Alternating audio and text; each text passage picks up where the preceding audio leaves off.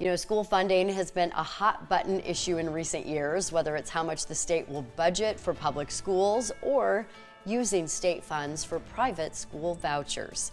Thanks for staying with us. Some of the spending on Iowa public schools is administrative expenditures, of course. That includes things like building costs and non-teacher salaries. A new report from the state auditor's office found that the state spent about $664 million annually, on average, on those things.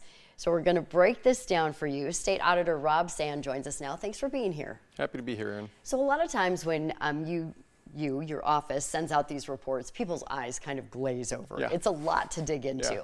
Why should people care about this? It's their tax dollars. I mean, our office, we're supposed to be the taxpayer's watchdog.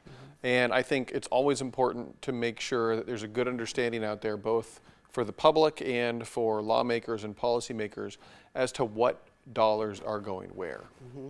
So when we're talking about school spending, as we mentioned at the top of the segment here, it is a hot button topic right now for a lot of different reasons. Some people, in pushing for what's been called school choice, have alleged that administrative costs in public schools in Iowa have ballooned in recent years. Yeah. Is that true? No, it's not true. We dug in part because, in my experience in traveling the state, doing town halls, talking to people about this issue, engaging with Iowans on social media, I've seen that claim repeatedly, that, oh, you know, the public schools, their administrative costs are ballooning, they're spending so much. We went back and looked at as much good data as we could, going back 5 years, fiscal year 2017 to 2022. The bottom line is that administrative costs actually grew more slowly than inflation did during that time period. So, you know, we ought to have conversations about how we're going to fund public schools in the state of Iowa, but they need to be based in the facts. And the fact of the matter is that multiple categories of spending grew at a much quicker rate in our public schools than administrative costs did. Like? Well, instructional costs, for example, teachers, which you would expect. Right. You would want to have more teachers. You would want to have more spending going into teachers and helping make sure that we've got the people in the classroom doing that work, right? That's what's happening. So that, to me, is a good thing.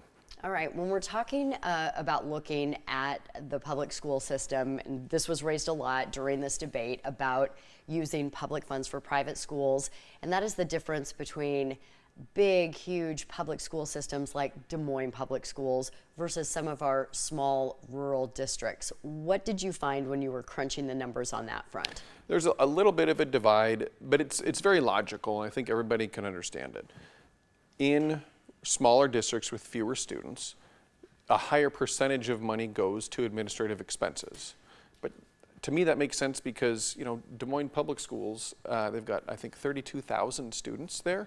And so, of course, you're going to have so many teachers that you can get by with fewer administrators there as a percent of your budget. All right, we understand this is a series of reports coming from your office, so what can we expect to see in the future? You know, this is something we're doing through our PI program. We've issued one in the past on solar installations that are publicly owned and how much money they save. We're going to continue to dive into issues that we think Iowans need more factual information about for how their tax money is getting spent and try to get them out as quickly as possible. Okay, when they come out, we'll have you back again. Sounds good. All right, thanks, Rob.